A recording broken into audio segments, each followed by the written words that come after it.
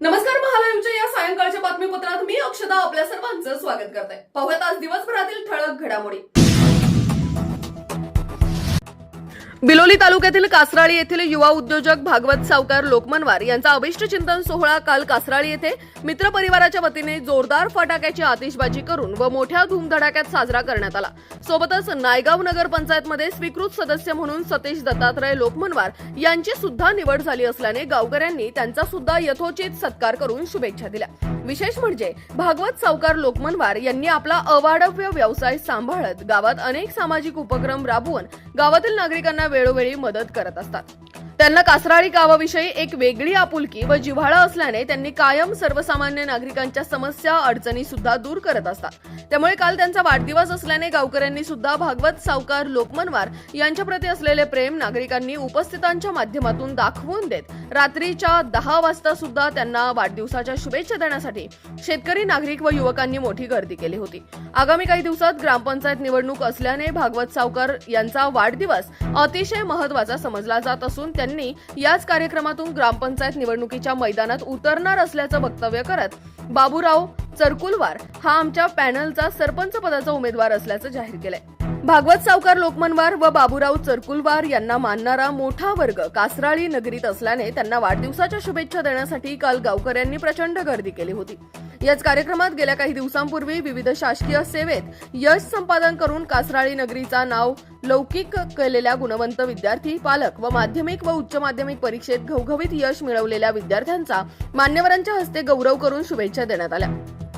यावेळी नायगाव नगर पंचायतचे नगराध्यक्ष संजय चव्हाण, माणिकराव चव्हाण, माजी जिल्हा परिषद सदस्य संग्राम हायगले, डॉक्टर के.बी. कासराळीकर, ज्ञानेश्वर लोकमनवार, उद्योजक नागनाथ अनंतवाड, चंद्रकला पेट्रोलियमचे संचालक सायन्ना तोटावाड, मनुअप्पा साधू, बॉबी सेठ, इंजिनियर अभय कुमार लोकमनवार, श्रीमती लताबाई बाबूराव पाटील, ऑफ फार्मसीचे संचालक भास्कर पाटील शिंदे, दत्तात्रय माणिक लोकमनवार, गंगाधर शक्करवार, बीएसएफ जवान गजानन चरकुलवार, भारतीय सैन्य दलातील जवान बसवंत हुळगे, उमाकांत बादेवाड, भावी सरपंच प्रतिनिधी नागनाथ चरकुलवार यांच्यासह अनेक मान्यवरांची उपस्थिती होती। झालेले आहे आणि आज हे मान्यवर आमच्या उपस्थित आहे या कार्यक्रमाला, जे आमच्या ज्या विश्वास दाखवून आम्हाला लोकमनवार परिवारावर विश्वास दाखवलेत। आमचे चंद्रकाका लोकमनवार होते, जर चालत चाललं तर त्यांनी बिडी ओढणारा माणूस खाली बुजून टाकून उभा टाकत होता। जे त्यांनी नाव कशा रूपानं त्यांनी कासराळीचं लोकमनवार परिवाराचं नाव कुठपर्यंत गेलं, पुन्हा मुंबई पर्यंत आमच्या लोकमनवारचं नाव होतं। कारण का विश्वासामध्ये पात्र राहिलो म्हणूनच आमचं नाव तिथपर्यंत गेलेलं आहे। अजून समोर पण आम्ही विश्वासाचं पात्र राहू तुमच्या, आणि तुमचं आम्ही कार्य करून दाखवू, आणि आम्ही तुमच्या भविष्यामध्ये जे बी समस्या आहेत कासराळीमधील ते आम्ही करण्याचा प्रयत्न करतो इमानी इतबारे।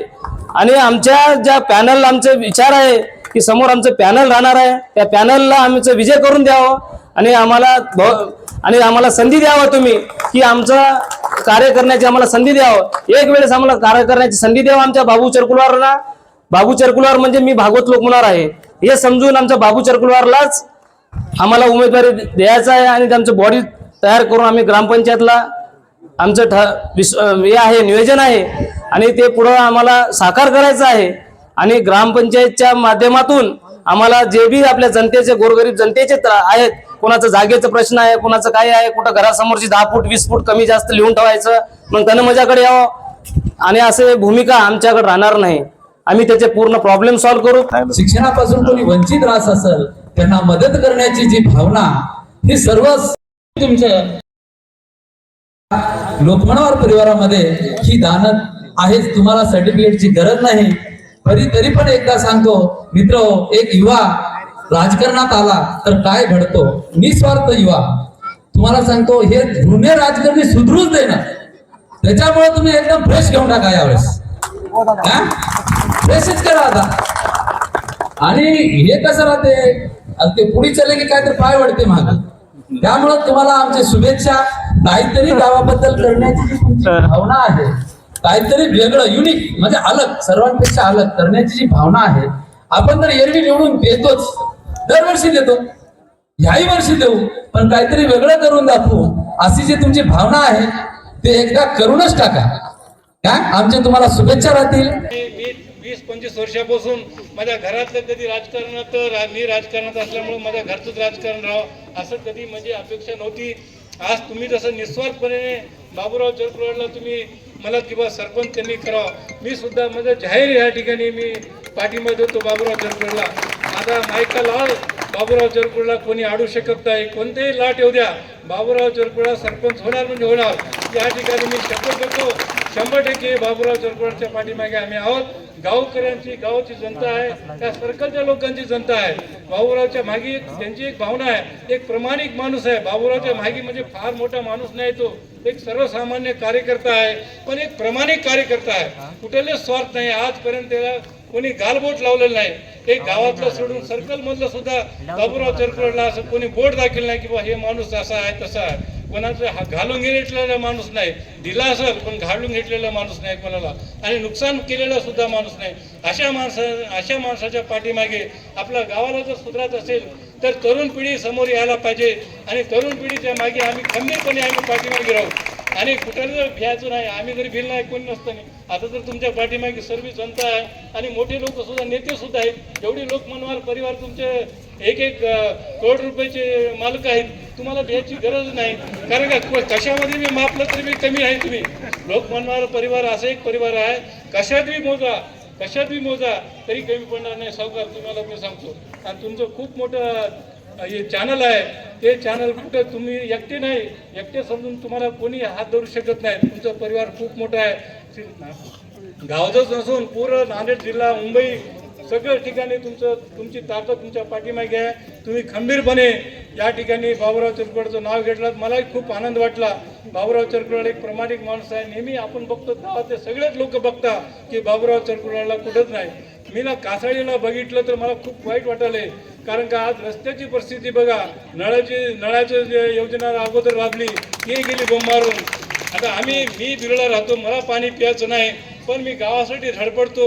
420चे केस दाखल केलो, आणि ते मॅनेज करून त्यांनी आपल्यासारखं निकाल लावून घेतले.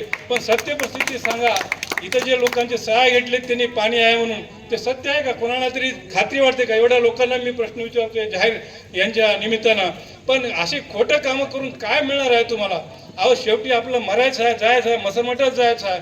आपण गावासाठी एवढं पाणी पोटा तरी चालू करा. याचं पाणी सुद्धा तुम्ही पाजत नाही. गेली योजना गेली, आता 4.5 कोटीची योजना, त्याला तुट्ट्या बसून ठेवलेत, त्याच्यातून पाणी नाही.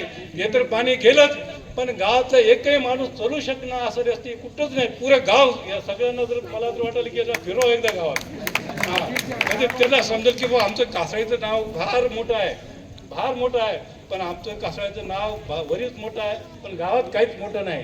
गावच्या जनतेला कुठलंच काही सवलती नाहीत, रोजगार नाही, व्यापार नाही. इथले व्यापार अनेक गेलेले आहेत. आम्ही ते राहिले तरी काही बरं म्हणाले, पण ते बी राहायसारखं दिसणार आहे. ते बी गेलं तर आमचं म्हणजे ते फकीराचं गाव होऊन जाईल अशी मला भीती वाटलेली. कारण का इथं काही राहिलं नाही, इथं कोणाची इच्छा राहिली नाही की कासाळीत राहावं म्हणून. अशी परिस्थिती या ठिकाणी निर्माण झाली. भागवत सावकार तुम्ही पुढाकार घ्या, आणि तुमच्या माध्यमातून राम लक्ष्मणाची जोडी आहे, आणि राम लक्ष्मणला कोण हरवलं? रावण सुद्धा हरवलं नाही. हरवले का? तुम्ही सांगा. इतिहास आहे, राम लक्ष्मणाला कोणी हरवलं नाही, हरू शकत नाही. किती बी हिरड्याची फौज राहू द्या, काही फरक पडत नाही. त्या फौजाला तुम्ही भिवू नका. आपल्याकडे कमी रात्री चालते, पण त्या फौजाला अजिबात भियायचं नाही. आम्ही खंबीरपणे तुमच्या पाठीमागे आहोत. हे सगळे स्टेजवरचे लोक पाठीमागे आहेत, हे गावकरी सगळे तुमच्या पाठीमागे आहेत, आणि तुम्ही पुढाकार घ्या. तुमचे स्वप्न साकार झाल्याशिवाय आम्ही गप्प बसणार नाही. तर आपण पाहिलं महालाईव्हचं सायंकाळचं बातमीपत्र.